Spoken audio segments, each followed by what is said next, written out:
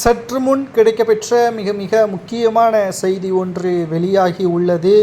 அனைத்திந்திய அண்ணா திராவிட முன்னேற்றக் கழகத்தின் பொதுச் செயலாளர் எடப்பாடி பழனிசாமி தான் 2026 சட்டசபை தேர்தலில் வெற்றியடைந்து முதல்வர் வேட்பாளராக பொறுப்பேற்பார். அதிமுக ஒட்டுமொத்தமாக திமுகவை தோற்கடித்து எதிர்க்கட்சி அந்தஸ்தை கூட திமுகவிற்கு கிடைக்காமல் ஆக்கும் என்ற தகவல் தற்பொழுது சமூக வலைதளங்களில் வைரலாக பரவி வருகிறது. நேற்று அதிமுக அரசியல் சுற்றுப்பயணம் லோகோ பாடல்களை வெளியிட்டு எடப்பாடி பழனிசாமி அவர்கள் மக்களை காப்போம், தமிழகத்தை மீட்போம் என்பதற்கேற்ப அரசியல் சுற்றுப்பயணம் 2021 சட்டசபை தேர்தலின் பொழுது திமுக சொன்ன வாக்குறுதிகளை வைத்தே எங்களது ஒட்டுமொத்த அரசியல் பயணம் இருக்கும். கிட்டத்தட்ட 20% மட்டும்தான் திமுக அரசு சொன்னதை நிறைவேற்றியிருக்கிறது.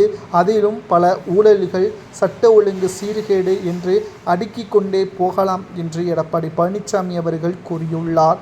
தமிழகத்தை பொறுத்தளவிற்கு 200 தொகுதிகளுக்கு மேலாக திமுக பெரும்பான்மையே பெறும் என்று திமுகவின் வட்டாரத்தில் கூறப்பட்டாலும் தமிழகத்தில் நடக்கக்கூடிய அசம்பாவிதங்கள், தமிழகத்தில் மிக மிக மோசமான நிலைமைகள் அனைத்திற்கும் ஸ்டாலின் ஒருவர் மட்டும்தான் காரணம்.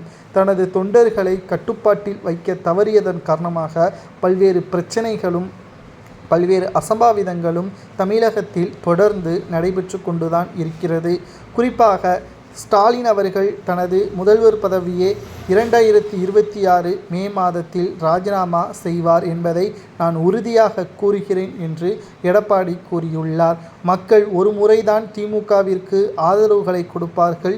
2021 மக்கள் ஆதரவு கொடுத்தது முழுமையாக மக்களை வெறுக்கும் அளவிற்கு திமுகவின் செயல்பாடுகள் வந்துவிட்டது.